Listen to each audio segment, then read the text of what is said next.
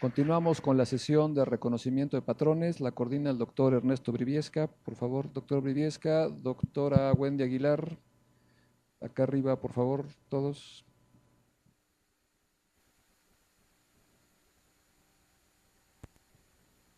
Bueno, el orden de las presentaciones lo cambiamos ligeramente. Presenta primero la doctora Wendy Aguilar, después su servidor Fernando Arámbula y finalmente el doctor Briviesca, quien nos va a dar una breve introducción. Buenos días. Bueno, más que nada, yo les quiero dar una breve introducción de lo que es el área. No sé qué tan familiarizados estén ustedes. ¿Qué es el área reconocimiento de patrones? Bueno, qué mejor que explicar el área que a través de un ejemplo. Imagínense ustedes que tienen una fotografía familiar, y quieren buscar a alguna persona que ustedes conocen. Este es un aprendizaje supervisado, porque ustedes ya conocen, dice, voy a buscar a mi primo Juan. Entonces, al ver la foto de varias personas, ustedes lo reconocen, ustedes lo detectan. Ese es un reconocimiento de patrones. ¿Por qué? Porque ustedes ya tienen un patrón, ustedes ya tienen un modelo, y ese modelo lo van a ver en la fotografía que están buscando. Una técnica automatizada importante es la contraparte. Sería, bueno, yo no estoy buscando ningún modelo, pero quisiera que un sistema me clasificara esta fotografía por el color de la ropa de las personas que aparecen. Ese es un aprendizaje no supervisado. Entonces el sistema lo que hace es que detecta los rojos, los azules, los verdes, y lo regionaliza y da un resultado. El reconocimiento de patrones pues lo vemos todos los días, lo vemos en todos los procesos. Realmente el objetivo final de nosotros para hacer estudios es la taxonomía, es la clasificación. Nosotros queremos clasificar, si vamos a clasificar personas desde un punto de vista psiquiátrico, queremos ver cuáles son los bipolares, los neuróticos, los esquizofrénicos. Entonces fíjense que siempre el objetivo final es el agrupar, el clasificar. Todo esto es el área de reconocimiento de patrones. Aquí en el instituto se ha desarrollado esta área desde hace varios años. La revista más representativa tiene 40 años. Y entonces se ha contribuido al desarrollo de esta área. Y yo quiero presentar inicialmente a Wendy, que ella nos va a contar sobre problemas ya específicos de esta área de reconocimiento de patrones. Después quisiera presentar al doctor Fernando Arámbula, que ha trabajado mucho. Y yo finalmente voy a hacer un pequeño resumen de los trabajos que se han hecho específicamente en el área, sobre todo en patrones estructurales. Entonces los dejo aquí con la doctora Wendy Aguilar. Gracias. Muchas gracias, Ernesto. Para quien no me conozca, soy la doctora Wendy Aguilar. Pueden contactarme en mi mail, weam@turingunam.mx, o en mi página personal, que también está en este mismo servidor. Quiero aprovechar estos 15 minutos que me dieron para platicarles de como los tres proyectos en esta área de investigación más representativos en los que he trabajado. Todos mis trabajos se basan en el reconocimiento de patrones estructural o sintáctico, y en particular he trabajado en la creación de nuevos descriptores de forma como la simetría, la tortuosidad, etcétera, y la creación de nuevas medidas de similitud, y todo esto con la finalidad de poder clasificar objetos o imágenes bajo algún criterio. El primer trabajo en el que me involucré en esta área de reconocimiento de patrones fue mi tesis de licenciatura, la cual consistía en crear una medida de similitud entre dos curvas tridimensionales. Para esto, ocupé una representación que propuso el doctor Briviesca, en la cual tenemos 5 elementos, que son estos de aquí, y con estos 5 elementos podemos representar cualquier curva tridimensional, de tal forma que, por ejemplo, esta curva continua la podemos representar de manera discreta, solo con una cadena de caracteres que son números del 0 al 4. La tesis se basó en 3 intuiciones, así muy básicas, que propuso Lin en este artículo de An Information Theoretic,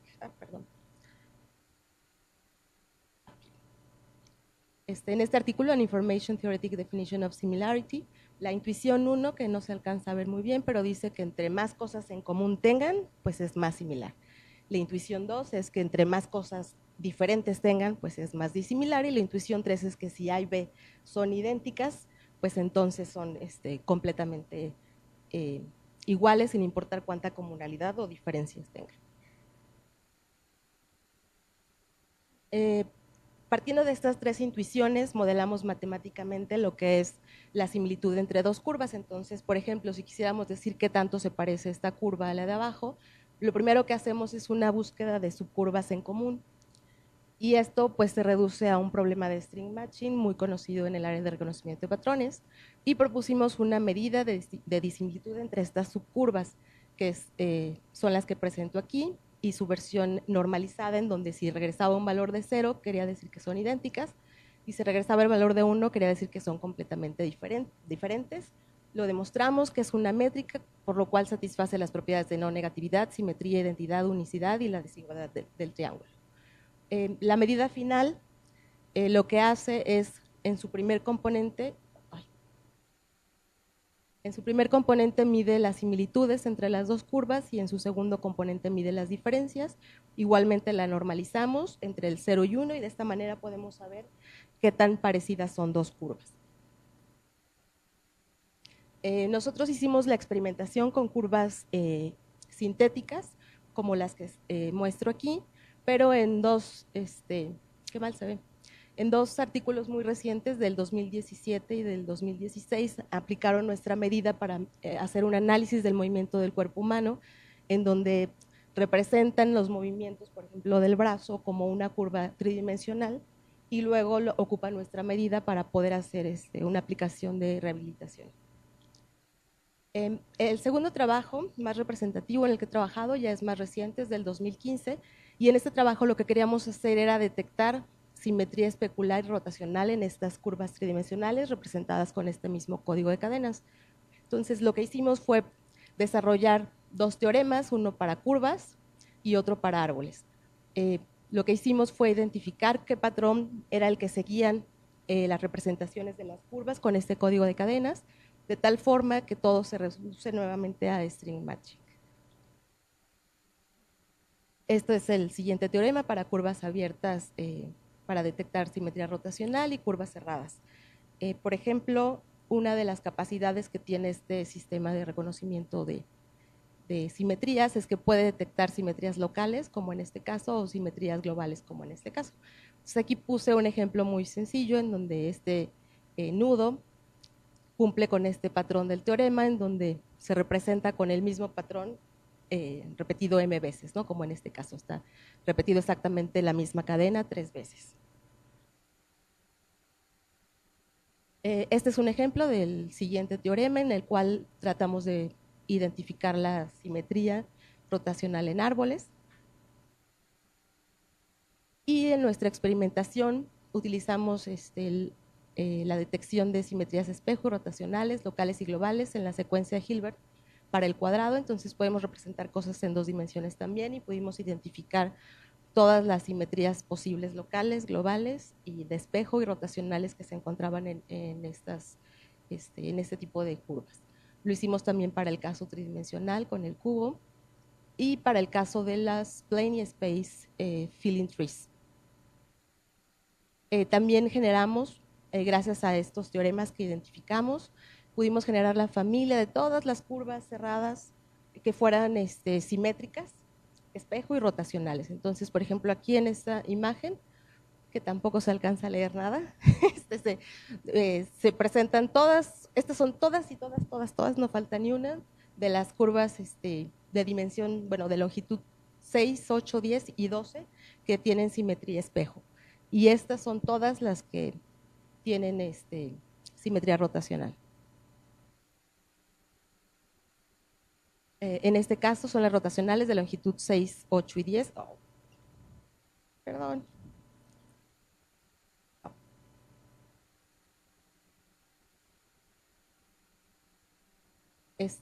Las de longitud 6, 8 y 10 y las rotacionales de longitud 6, 8, 10 y 12, que también eran tanto simétricas espejo como rotacionales.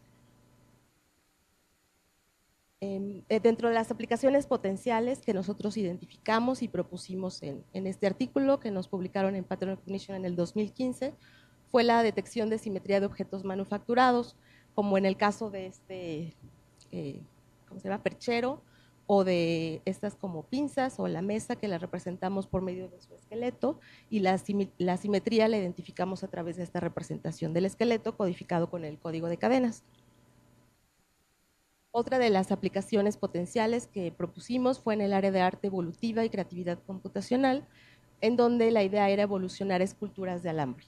Este es un ejemplo en donde está representada la escultura de alambre con el código de cadenas, y este sufre una mutación en solo uno de los elementos, que tampoco se ve bien, que está en negrita, entonces cambia un 4 por un 3, sigue manteniendo más o menos la esencia de la forma, pero sí nos proporciona una variante.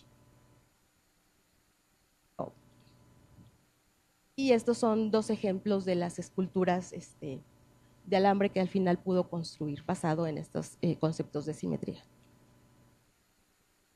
Y la última aplicación que propusimos pues, fue en la compresión de datos. Se sabe que los códigos de cadena es una representación que permite reducir considerablemente los datos, porque pues solo tenemos dígitos del 0 al 4, y que además pues básicamente la técnica de compresión lo que hace es reducir tanto como sea posible aquellos datos que son redundantes, y cuando hablamos de simetría pues justamente hay una redundancia, ¿no?, en los datos. Entonces hicimos alguna prueba nada más de concepto en donde hicimos una codificación de esta curva de Hilbert y obtuvimos pues el 50% de ahorro en el espacio en memoria requerido.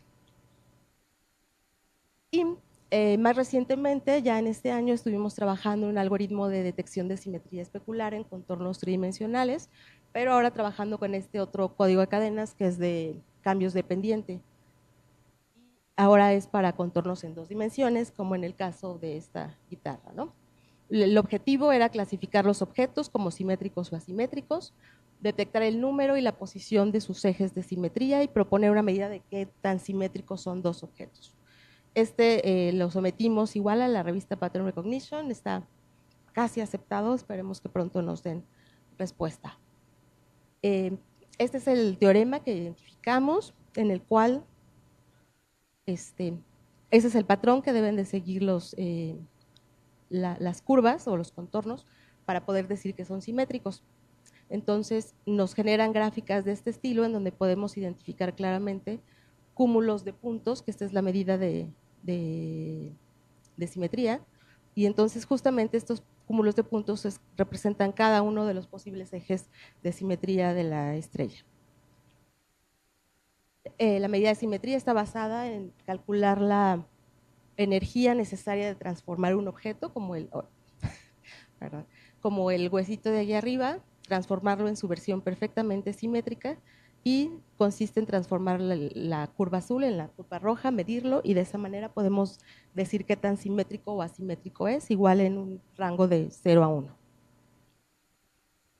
En los experimentos utilizamos una base de contornos que se llama MPEG-7, que estos son ejemplos de los contornos, y tuvimos buenos resultados de clasificación con un recall de arriba del 0.9, accuracy igual y precisión de 1. Otra aplicación que pusimos como potencial es la detección de símbolos mesoamericanos. En esta cultura se ha visto que muchas de las estelas contienen una serie de símbolos que les llaman del 1 al 5. Y el 1 tiene una representación o una interpretación para ellos. Y una de las características para poder identificar cuáles son estos símbolos 1 es que tiene que ser simétrico, espejo, y tiene que tener uno y solo un eje de simetría. Entonces aplicamos nuestro algoritmo para detectar símbolos que extrajimos de este tipo de estelas y obtuvimos muy buenos resultados. Aquí se ve la mitad en gris más clarito, donde detecta el eje de simetría. También presentamos una aplicación potencial en la detección de simetrías en cerebros, ya que se ha visto que la simetría puede reflejar cambios funcionales y anatómicos, y estos cambios pueden ayudarnos a poder diagnosticar condiciones anormales como el autismo o la demencia. Finalmente, pues actualmente estamos trabajando también en extender estos trabajos y encontrar cómo podemos detectar simetría rotacional en curvas y en árboles en 2 dimensiones con este código de cambios dependiente, y en hacer detección de simetría espejo en árboles 2D. para poder encontrar simetrías en imágenes como este caso, en donde representan al animal a través de su esqueleto. Con su esqueleto lo codificamos con el código de cadenas y luego con los teoremas que desarrollemos podemos identificar si son objetos simétricos o no y en qué medida. Gracias.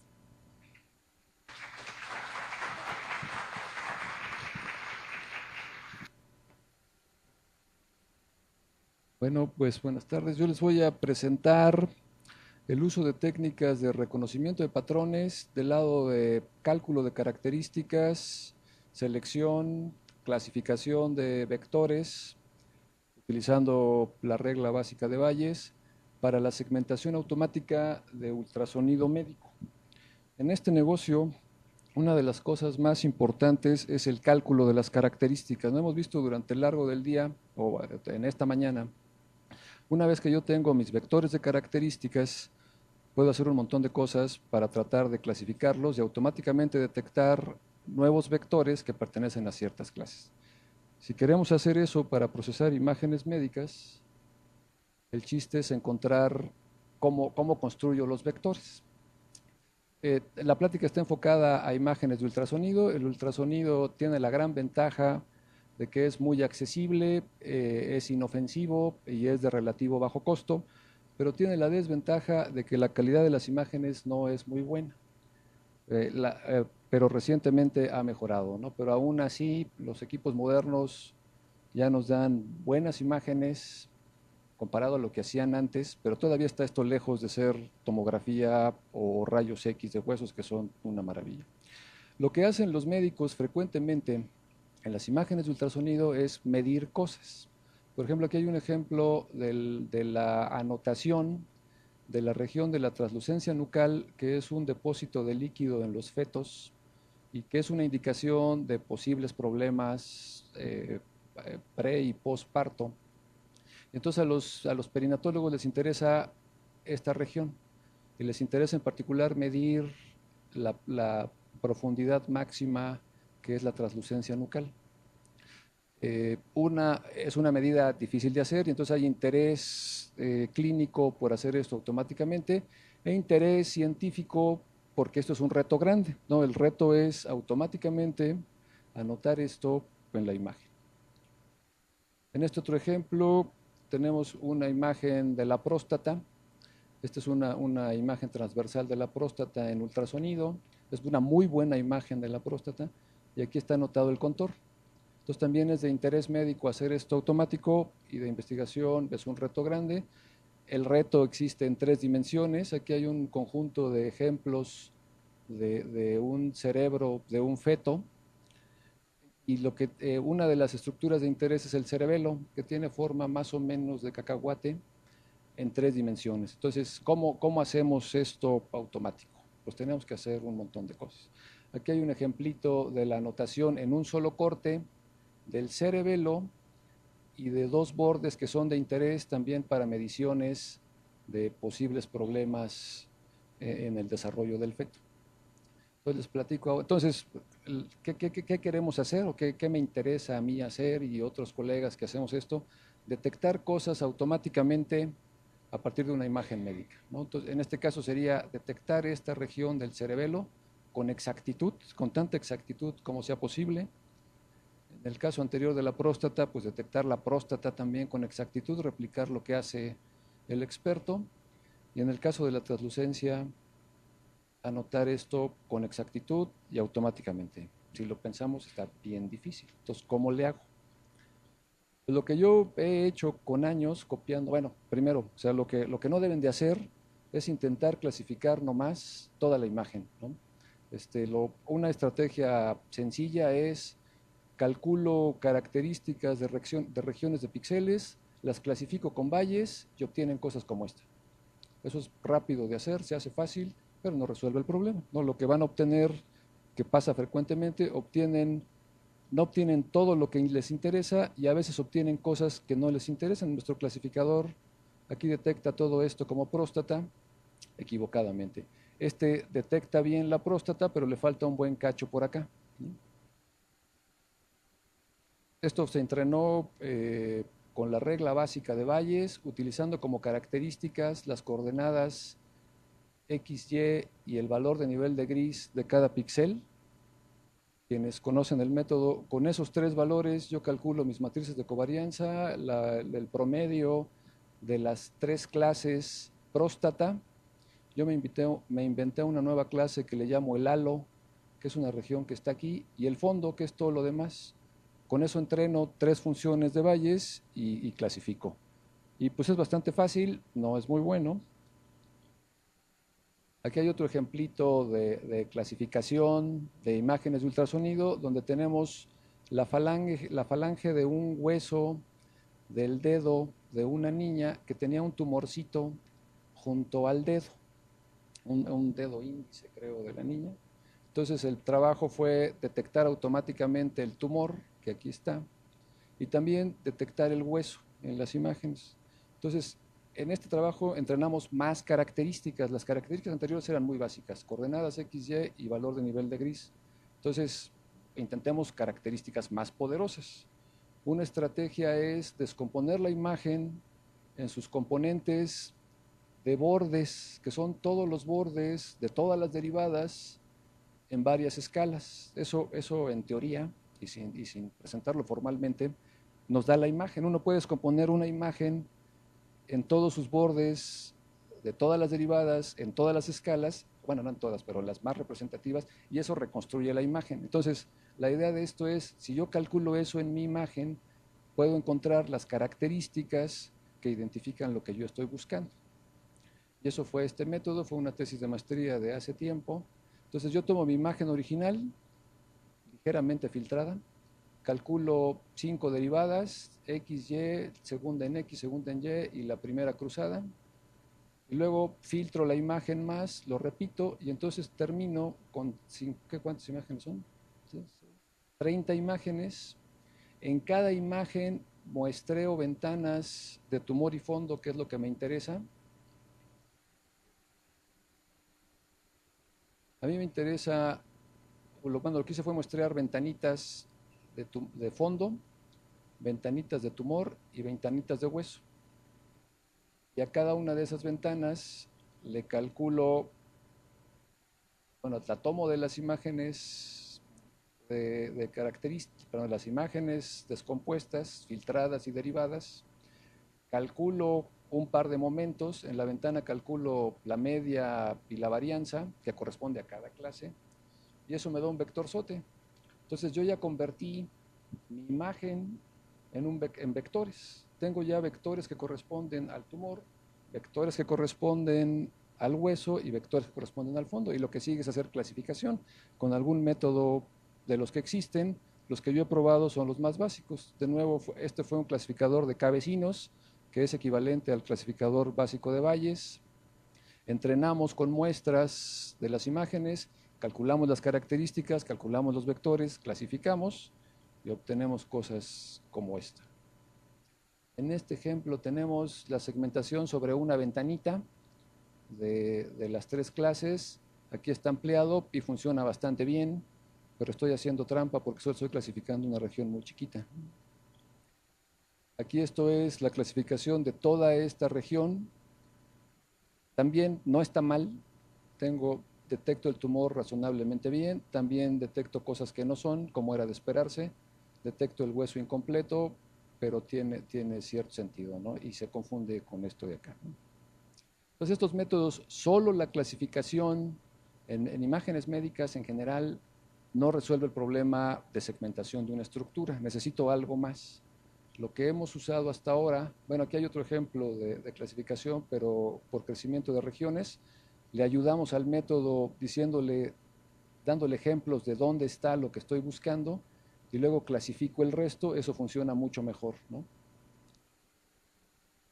Pero se ve que necesito algo más inteligente que eso. Lo que hemos usado hasta ahora son modelos estadísticos de la forma del órgano o estructura que yo estoy buscando, que se construyen también bastante fácil. La idea es bastante simple después que uno la entiende y uno piensa, ¿por qué no se me ocurrió a mí? Pero siempre es así.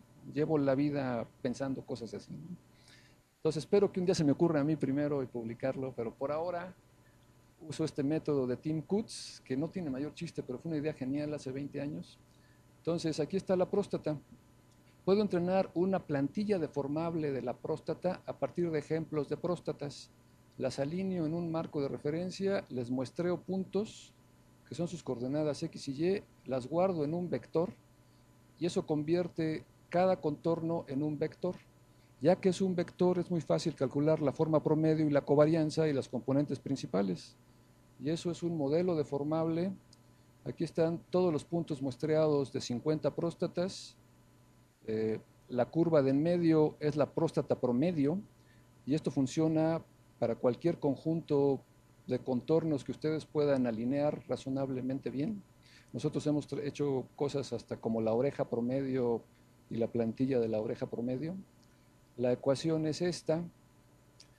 Ustedes pueden formar nuevas próstatas, en este caso como la suma de la próstata promedio más la suma ponderada de las componentes principales de la distribución, y todas estas son posibles próstatas. Es lo que pasa si yo varío estos pesos.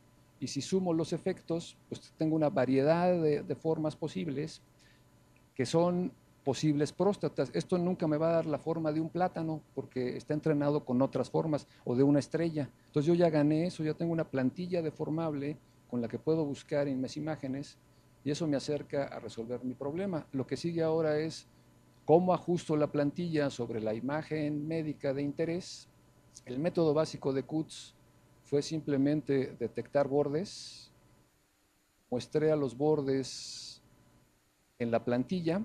Esta sería mi plantilla de búsqueda, la mancha oscura es la próstata y el método consiste en buscar en cada punto los bordes con un modelito estadístico también muy simple. Lo que hace es entrenar para cada punto a partir de los ejemplos el perfil promedio de nivel de gris del borde y la covarianza. Y luego usa la distancia de Mahalanobis para detectar un punto corresponde o no al borde. Por ejemplo, este punto corresponde bien al borde y este punto de acá no corresponde bien al borde.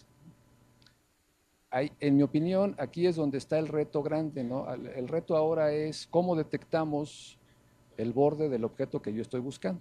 Entonces puedo detectar bordes y lo otro que puedo intentar es detectar los patrones de textura, como hice antes con los huesos, pero ahora combinado con mi modelo de la forma de la próstata, y es lo que estamos intentando recientemente en el grupo, en colaboración con Boris Escalante de la Facultad de Ingeniería. Entonces, bueno, aquí están los resultados del método original. Tengo ya mi plantilla deformable de la próstata, la inicializo con la forma promedio y luego busco los bordes que les enseñé antes. Y si inicializo cerca en una buena imagen, esto funciona fenomenal. Pero, como en todo en este negocio, si no inicializo tan cerca, ya no funciona tan bien. Esta es la misma inicialización con otra imagen y ahora se ajusta bien aquí, no se ve muy bien, pero aquí se ajusta muy bien y aquí abajo se nos pierde porque la imagen es distinta y no alcanza a detectar este borde de acá. Esta es una próstata grandota, misma inicialización y el modelo se ajusta bien aquí, que es lo que le queda cerca, y luego converge aquí equivocadamente porque la próstata está hasta acá abajo. Entonces el reto es, ya que tengo un modelo que según yo se deforma bien, ¿cómo detecto adecuadamente lo que estoy buscando? Lo que estamos intentando, además de detectar bordes, aquí hay un borde bonito y claro, pero aquí, por eso falla, pues no está ni tan claro ni tan bonito, ¿no? Este borde, por ejemplo, pero sí parece haber diferencias en los patrones de textura, ¿no? Bueno, se ve claramente aquí, ¿no? La textura del patrón de grises de acá es ligeramente diferente al patrón de grises de acá, ¿no? Entonces podemos intentar detectar eso a través de muestrear ventanas y calcular características y aplicar métodos avanzados de clasificación de vectores o reconocimiento de patrones. Termino la plática presentándoles lo que tenemos de eso. intentamos, Misael Reyes, como parte de su doctorado, está haciendo eso. Aquí está el modelo del contorno, el modelo estadístico del cerebelo. Y él lo que está haciendo es aplicar el método en el que trabaja y desarrolla Boris Escalante con su gente, que es la transformada de Hermite, que es una descomposición polinomial de la imagen original y puede detectar en varias escalas todos los bordes de la imagen o la mayor cantidad de información de la imagen, y esperamos a través de esto detectar dónde está lo que a nosotros nos interesa. Hay una versión rotada de la transformada de Hermite que tiene la virtud de que concentra toda la imagen, toda la información en poquitos componentes. Entonces yo ahora construiría mis vectores solo con estos tres, que fue lo que hizo Misael. Lo que está explorando es construir un modelo del borde del objeto que nos interesa calculado sobre las componentes de Hermite. Entonces está construyendo un vector SOTE que incluye las tres componentes de Hermite. Después va a repetir esto a varias escalas, y entonces tenemos la detección de lo que estamos buscando en varias escalas y en varios derivadas, para formar los vectores, ¿no? Y esto ilustra cómo se construye el modelo, ¿no? Se construye como un modelo estadístico de nuevo. Tomamos los vectores correspondientes a una imagen, los vectores a otra. Puedo calcular el vector promedio de cada tipo de tejido, calcular covarianzas y construir un modelito sencillo de componentes principales. Luego le pregunto a los colegas cómo construir un modelo más avanzado para hacer estas cosas, seguro será útil. Y aquí tenemos finalmente, para terminar, esta es la comparación entre el ajuste. Bueno, construyó Misael el modelo deformable que se ajusta con perfiles de gris, y construyó su modelo que se ajusta con características de Hermite. Y aquí tenemos la comparación. De este lado está la inicialización. Este es el contorno verde, es el inicial, y el contorno rojo es la notación de la experta de lo que debe ser el cerebelo, o segmentación en términos técnicos del cerebelo. En medio tenemos los resultados del ASM original de Tim Kutz, que se basa en detectar bordes en nivel de gris. Aquí funciona muy bien, aquí no funciona tan bien, y aquí funciona también razonablemente bien con un errorcillo. Y estos son los resultados que produjo Misael recientemente. Se puede ver una mejora clara. También la tenemos medida, no traigo los números, pero sí mejora el método, ¿no? Entonces, el descomponer la imagen en sus componentes de Hermite ayuda a detectar mejor el borde del objeto en las imágenes. Lo que vamos a intentar ahora, en un futuro reciente, es hacerlo en varias escalas, ¿no? Para lo que hicimos antes solo con derivadas, lo vamos a intentar con las principales componentes de Hermite, y yo espero que eso funcione mejor. Comentarios finales. La detección de regiones en imágenes de ultrasonido médico es un reto grande. Espero haberlo ilustrado con las fotos. Debido al ruido de speckle, eso es lo que le da la característica moteada de puntitos brillantes y oscuros. Los modelos estadísticos de forma nos permiten incorporar con efectividad el conocimiento previo de la forma de una estructura anatómica para hacer su segmentación en 2 y 3 dimensiones. Pero el reto que nos queda es el ajuste automático de la plantilla deformable. Tenemos el reto de la detección confiable del contorno de una estructura anatómica, en particular en imágenes de ultrasonido que son particularmente ruidosas, y creemos que aplicar técnicas de reconocimiento de patrones, donde combinamos selección de características, de nuevo hago énfasis en que aquí el chiste es encontrar estas características que caracterizan la textura y el speckle del tejido que nos interesa, con clasificadores optimizados para detectar lo que uno está buscando. Y eso es todo. Muchas gracias.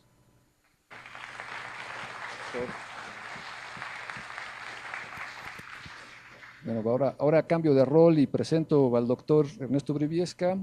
Él es investigador del Departamento de Ciencias de la Computación de este instituto, experto en caracterización, tú me corregirás, Ernesto, caracterización de objetos en varias dimensiones, ¿no? Cómo le asignamos un índice para distinguir un objeto, ¿no? Sí, está bien el resumen.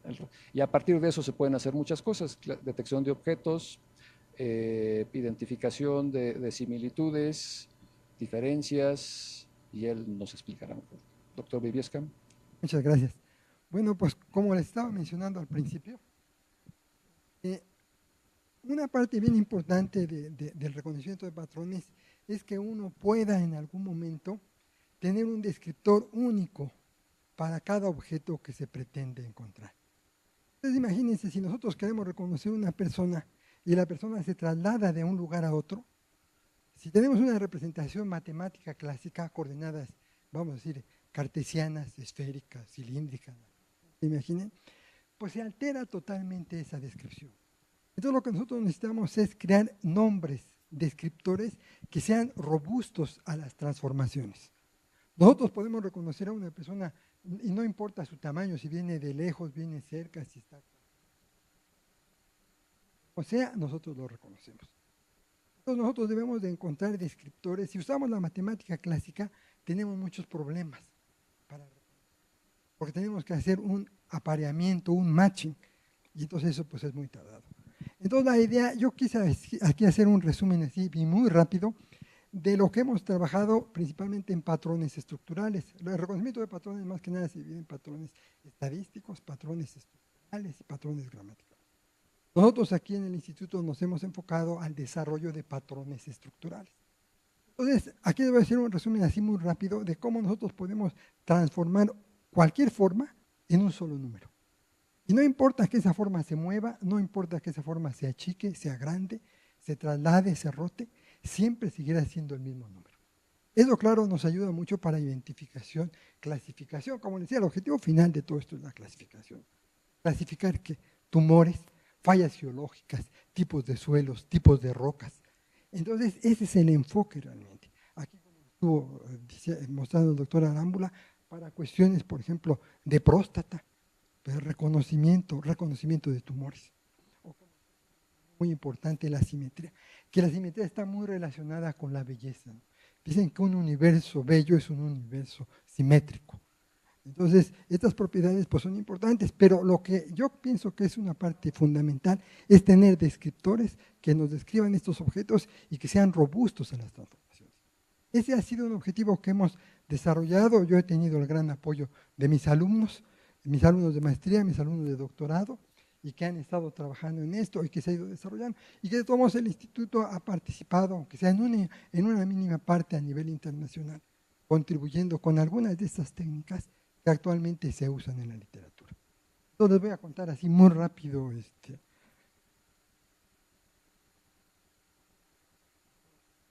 Yo soy muy rápido, papu.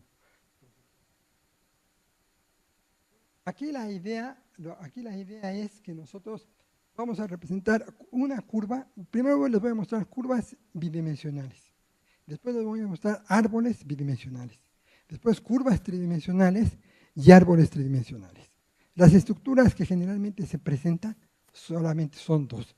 Son o un grafo, es una red, o es un árbol. ¿Okay? Entonces aquí les voy a mostrar rápidamente cómo encontramos un descriptor. Okay. Aquí, este es una forma y con un código podemos marcar sus cambios dependientes y transformarlo en una sola cadena.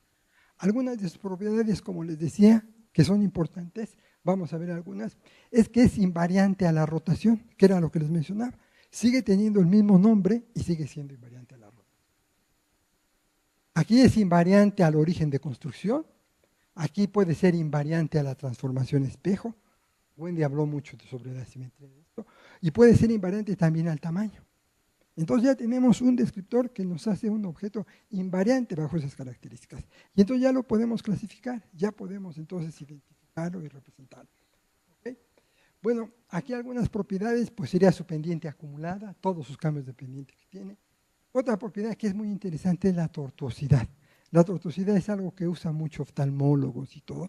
La tortuosidad nosotros la vemos en los ríos cuando llegan al océano. ¿Qué tan tortuoso se hace? ¿Qué tantas curvas hay? De aquí a Querétaro es más tortuoso que de aquí a Querétaro. Porque más curvas la carretera, ¿no? Entonces la tortuosidad se vuelve un parámetro interesante. Y nomás es la suma absoluta de todo, de la cadena de los cambios de pendiente que va teniendo. Entonces aquí se puede ver curvas cóncavas, convexas. Todas nuestras medidas generalmente las hemos hecho del 0 al 1. Generalmente las medidas clásicas pueden irse hasta el infinito en algunos casos. Aquí entonces es como la probabilidad, se cumple o no se cumple, y entonces todo el universo de formas, todo el universo de tortuosidades queda del 0 al 1, o todo el universo de la compacidad. Les voy a mostrar rápido qué es la compacidad. Entonces esto es bonito porque nos ayuda a la clasificación de los objetos a través de estos descriptores. Aquí tenemos un ejemplo de qué curva es más tortuosa. Ustedes pueden ver, por ejemplo, la curva 1 es la menos tortuosa. Esta curva que es la 9 es la más tortuosa, ya que hay una clasificación rápida. Una aplicación, que esto lo ha estado trabajando mucho la doctora Elena Martínez aquí en el instituto, es precisamente calcular la tortuosidad de los vasos sanguíneos. Esto está asociado a la hipertensión y a la diabetes. Es más, un oftalmólogo puede ser capaz de distinguir si una persona tiene diabetes con solo ver el fondo de la retina, cuando ya el problema está avanzado. ¿Por qué? Porque hay una deformación en los vasos sanguíneos. La diabetes le pega mucho a los vasos sanguíneos y entonces hay una configuración más tortuosa, más curvas. Entonces aquí nosotros podemos ver una aplicación, ahí se calcula la tortuosidad. Ahora vamos a ver árboles en 2 dimensiones. ¿Cómo podemos representar nosotros? Estos son los sea fans, abanicos de mar. Estos creo que los han visto en algunos reportajes del océano. Y entonces la idea es también, igual que en las curvas, ahora representar árboles con solamente un descriptor. Es un árbol bidimensional. Y entonces aquí tenemos otra vez su código cadena. Al final ustedes pueden ver que aquí está su descriptor. Es una cadena y nos representa todo este árbol. ¿Ok? Algunas propiedades invariante a la rotación. Vemos también la transformación espejo. También puede ser invariante al espejo. Puede ser tener una ruta única de construcción. Puede ser invariante a su tamaño. Y podemos seguir manteniendo el mismo descriptor. Bueno, aquí vamos a ver, se definen árboles cóncavos, convexos, se ven algunas propiedades. Y posteriormente aquí pasamos ahora a las curvas en 3 dimensiones. Wendy les mencionó mucho esto al hablar de simetría. Aquí nosotros vemos, por ejemplo, cómo se representa una curva en el espacio. Aquí la podemos representar con un alfabeto muy pequeño, con solamente 5 letras. Y lo mismo, miren, nosotros tenemos esta curva, la podemos rotar y seguimos manteniendo el mismo descriptor. Que les digo, esa es la idea, mantener una misma identificación independientemente de las transformaciones afines que haya. Aquí esa es la construcción de cómo se define. Finalmente nosotros tenemos la curva y tenemos su nombre. Con un alumno de doctorado en reconocimiento de rostros, pudimos transformar un rostro a un solo string. Entonces es bonito porque nosotros tenemos el Registro Federal de Causantes, que da información de nosotros, tenemos el nombre, pero pues es muy poca información. El CURP ya es un poquito más rico, ya da más información. Pero ¿no sería bonito tener un solo nombre que nos diera también el contorno del rostro? Que a la hora de que nos dan un nombre, un identificador de una persona, podamos tener un bosquejo de su rostro. Y nosotros podemos representar esta curva con un solo número, ¿no? Bueno, puede ser invariante al origen de construcción, a la transformación espejo, en cualquiera de sus posibles posiciones. Aquí les muestro unas cadenas. Por ejemplo, miren esta cadena, y entonces aquí les muestro algunas curvas. Esta es la curva de Hilbert. Aquí vamos a ver otra perspectiva de la curva de Hilbert. Esta es una animación que aquí no se ve. Por ejemplo, ya aplicaciones podría ser la identificación de la ruta que sigue un avión sobre el volcán Iztaccíhuatl. Entonces aquí está representado por una cadena que tiene 18,000 elementos y es muy bonito, ¿no? Porque esto más que nada es un método de compactación, ¿no? Ya la curva no es X, Y y Z, ya solamente es una curva que tiene de 0 al 4. Entonces ya realmente ya se comprime mucho. Bueno, ahí está es la animación del volcán. Bueno, un problema muy bello y todo en esta vida que es muy atractivo para los matemáticos y para los matemáticos jóvenes, pues es la teoría de nudos. La teoría de nudos es algo muy bello porque yo leí un artículo en Primera, ¿existe o no existe un nudo? ¿En el universo existen o no existen nudos? Tyler, que fue uno de los más grandes topólogos y que formó su tabla de nudos, se impresionó cuando Niels Bohr dijo que el universo tenía estructuras anudadas.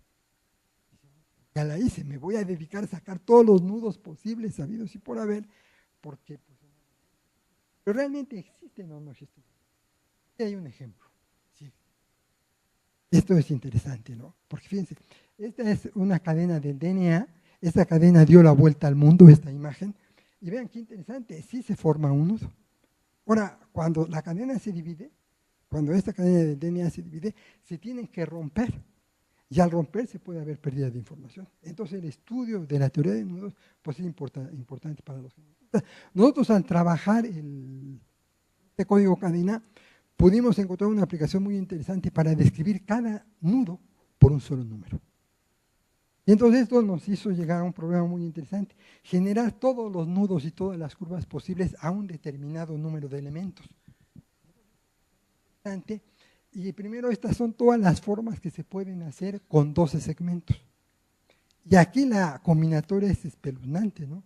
Porque imagínense, con solo 20 segmentos, 20 palillos, se pueden formar 72,000 millones de curvas. Y nosotros usando el código cadena formamos con 24 segmentos 282,000 millones de curvas. ¿Ustedes se imaginan lo que es eso? Es aproximadamente el número de neuronas de 3 cerebros humanos. Si cada cerebro humano oscila alrededor de 100,000 neuronas, imagínense 282,000 millones de curvas. Nos tardamos 102 días de CPU para generar esto. Pero después todo valió la pena porque fue un récord mundial. Aquí se los voy a... Bueno, este es el trabajo que mencionó. Bueno. Pero este trabajo de las curvas nos dio un récord mundial en una revista que es el Journal of Knot Theory and Ramification, que es muy representativa de nudos, al ser el único laboratorio que ha producido 282,000 millones de curvas. El récord anterior lo tiene Brian Hayes en un artículo de American Scientist con 72,000 millones de curvas. Eran con 20 segmentos. Entonces, bueno, no sé para qué sirva, pero pero todo lo hicimos.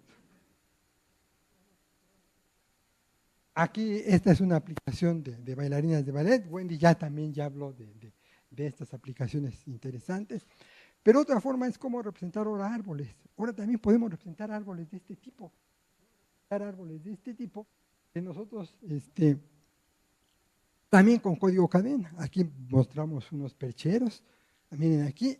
Y también podemos representar el esqueleto de algunos animales.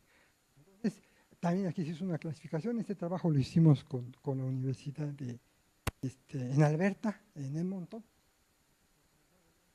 Uno de mis alumnos de maestría, fue lo interesante. Y ¿saben qué? Miren ya los resultados que obtuvieron, la medida entre estos diferentes. Y aquí vemos otra aplicación que fue generar estos son planos que se llenan con código cadena, pero vean aquí solamente hay 2 elementos de la cadena y vean iterativamente qué bonito se va cubriendo el plano. Fíjense, solamente uso el 2 y el 4 iterativamente y vean cómo puedo llenar todo el plano con el 2 y el 4. Ahora aquí solamente usamos el 1 y el 3. Esto también, pues cada uno de estos nos dio artículos. Miren cómo se va llenando todo ¿se acuerdan de la curva de Hilbert? Esa llena el espacio, pero esa es una curva, este es un árbol. Aquí se va llenando, Son unas gráficas que disfrutamos mucho. Bueno, aquí nos podemos representar objetos voxelizados por medio de un árbol. Otra vez aquí es lo bello, ¿no? Un solo número para representar un objeto gigante. Un solo descriptor invariante a todas las transformaciones afines. En su código cadena. Ese es su árbol. Puede ser este pingüino. Puede ser, bueno, este es otro. ¿Qué se llama? Calcular la compacidad de las formas, es otra propiedad que trabajamos. Es una medida que se basa en ver el contorno, qué tanto se tocan los píxeles. Ya no usa la clásica, que es el perímetro al cuadrado. Esta medida pues ha sido interesante, esto es en 3 dimensiones. Ha tenido varias aplicaciones. Hemos tenido la fortuna que internacionalmente ha sido muy usada. Y eso nos llevó 4% top de citas internacionales de academia.edu, pero en gran parte fue por esta medida que se ha usado en muchas aplicaciones, aquí muestro Francia, etcétera, ¿no? Con diferentes aplicaciones. Aquí hay algo muy interesante, los coreanos la usan para, junto con una ecuación de malignidad. Entonces usan la compacidad y definen la malignidad de un tumor. Pero el resultado es muy interesante porque esto ayuda a muchos oncólogos. Bueno, y el número de Euler, que también fue una contribución que hicimos a reducir la complejidad de 3 variables en la detección a 2 variables, dando el concepto de Canute sacó una noticia sobre este hecho. Y en fin, y bueno, pues con esto.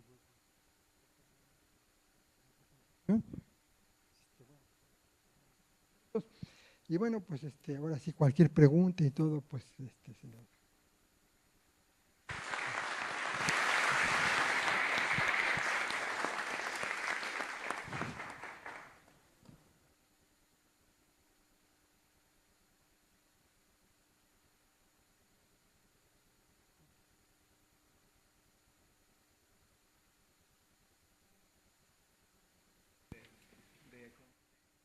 Aplicaciones de clasificación.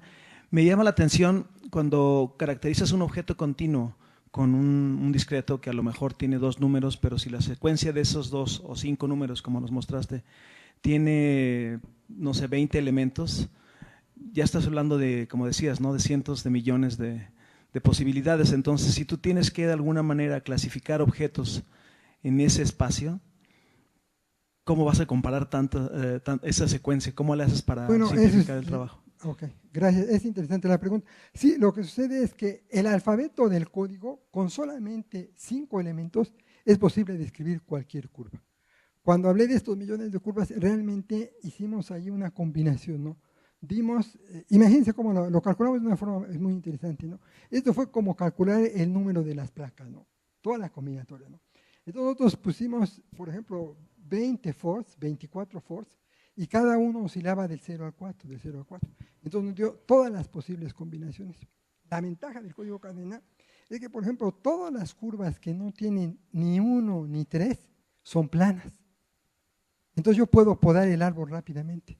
Dice, mira, esos no pueden ser nudos. Yo busco nudos. Y un nudo tiene que caminar en el espacio. No puede haber un nudo plano. Entonces me tengo que despegar del plano, caminar en el espacio. Y entonces, si mis curvas solamente tienen los elementos planos, que es el 0, el 2 y el 4, esas curvas las elimino rápidamente. Entonces podo rápidamente el árbol.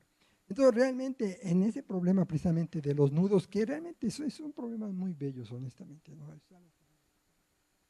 En ese caso es muy importante que nosotros podamos en algún momento podar el árbol lo más rápidamente posible. Por eso es que pudimos obtener el récord.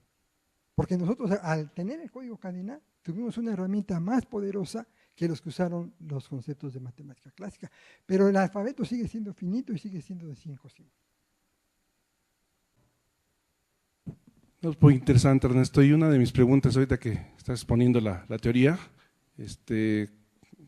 yendo un poco al cine, no sé si la base teórica que explicaste ahora, cuando hay reconocimiento específico de rostros, que los hemos visto en las películas, que de repente se ve el maleante, el criminal, de repente con la base de datos universal, ¿no? Hacen la identificación, si es que la tienen en base de datos. La base teórica que se maneja, que tú manejas, ¿es la misma o es similar o qué diferencia tiene con ese reconocimiento de patrones, ese reconocimiento de rostros? Ok, muy si es que es… Claro.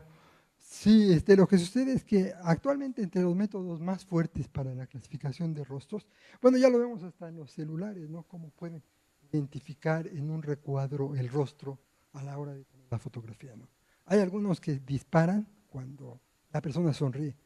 Entonces ese pues es un problema muy, bueno, es algo muy bonito esa clasificación. Pero ellos generalmente usan mucho estadística robusta para estos. Nosotros el que hicimos con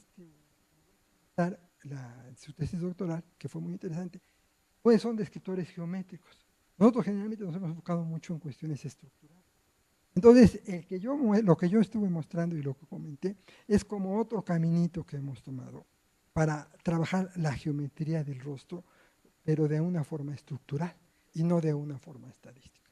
Ha sido otro camino que hemos tomado, pero todo ha sido un camino que gustó porque precisamente, bueno, a mí me gusta hablar muy bien de mis alumnos y precisamente él, su tesis doctoral, la pusieron en la portada de Optical Engineering. Fue pues un gran reconocimiento para una revista tan importante haya puesto imágenes de su tesis doctoral.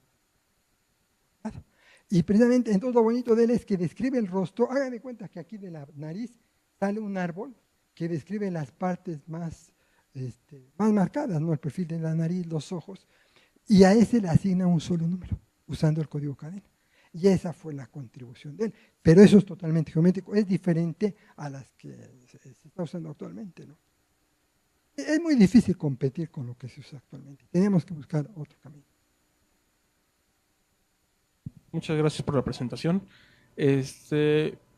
No sé si nos pueden describir un poquito cómo a partir de una imagen se obtiene el código de cadena. O sea, van píxel por píxel, comparan una imagen con otra, no sé. Sí, la situación es esta. Nosotros tenemos todo este universo, pues sale a partir de imágenes digitales, ¿no? Que puede ser de cualquier tipo, ¿no? De cualquier fuente, de una televisión, de un celular, de cualquier parte. Puede ser tomografía, resonancia magnética, PET, tomografía, ultrasonido, como lo mostró. Y entonces la idea es que nosotros ya partimos de un proceso que ya fue la segmentación. Toda la segmentación realmente ya regionalizó la imagen. Cuando nosotros tenemos los objetos, en el caso de 2 dimensiones, realmente ya tenemos un contorno. Así como el doctor Arámbula lo mostró en la próstata, tú viste que ya aparece el contorno sobre una imagen de ultrasonido. Nosotros tomamos ese contorno. Y para transformar un código cadena, bueno, la verdad es un proceso muy simple, tenemos rutina. Probablemente pues tú usas muy simple, X y Y ves y calculas su pendiente y pones una rayita. Y vas marcando sus cambios de pendiente. Y entonces ahí vas obteniendo el código cadena. Entonces realmente es un proceso sencillo una vez que ya está el objeto seguro. Es la forma como lo hacemos. Gracias.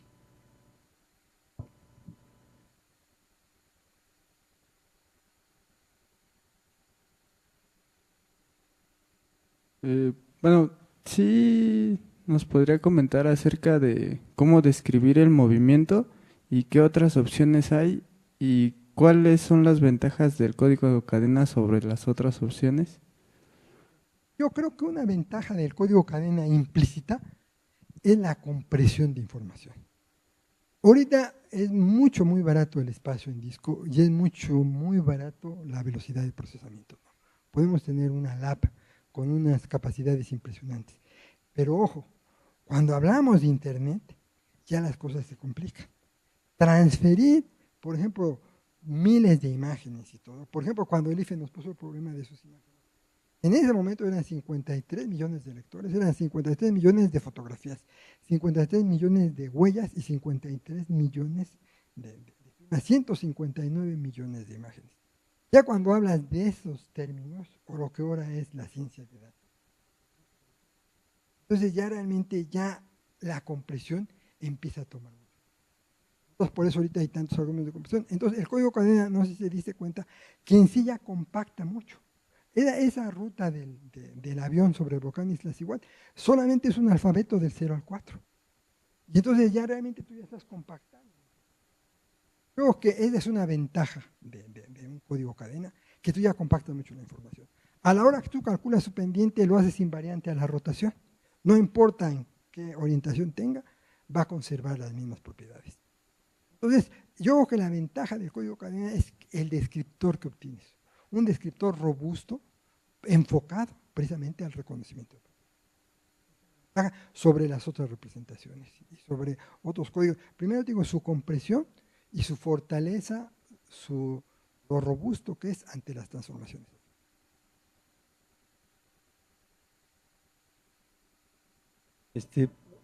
Buenas tardes, para la doctora Wendy. No sé si entendí o lo puso a manera de ejemplo, pero bueno, bueno, entendí que hizo un trabajo sobre reconocimiento de figuras o de patrones para las figuras prehispánicas. No sé si ese fue un trabajo junto con el INAH o no. Ujú. Sí, fue un trabajo muy interesante con el doctor Octavio Quesada. Él está en el Instituto de, ¿qué, perdón? De Filológicas. Él fue el que nos trajo el problema, nos trajo el reto y comenzamos a trabajar con las imágenes que él ya previamente había segmentado. Y eso es bien importante porque aquí en México es una riqueza impresionante de las culturas mesoamericanas. Hay alrededor de 20,000 sitios. Realmente es poco lo que hemos estudiado. Realmente estos trabajos que hizo Jan Frauel con Octavio Quesada fue el primero que se hace en México con una revista de alto impacto, trabajando técnicas de reconocimiento de patrones para esto. Y ha sido triste que, por ejemplo, muchos extranjeros, arqueólogos, antropólogos, sobre los códices y sobre todos estos símbolos, realmente ahí hay una riqueza. Estos son trabajos incipientes. Este trabajo de Wendy tiene mucha belleza porque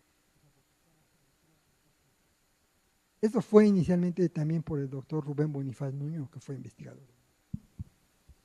Aunque desafortunadamente ya murió, pero contribuyó muchísimo en todos estos aspectos.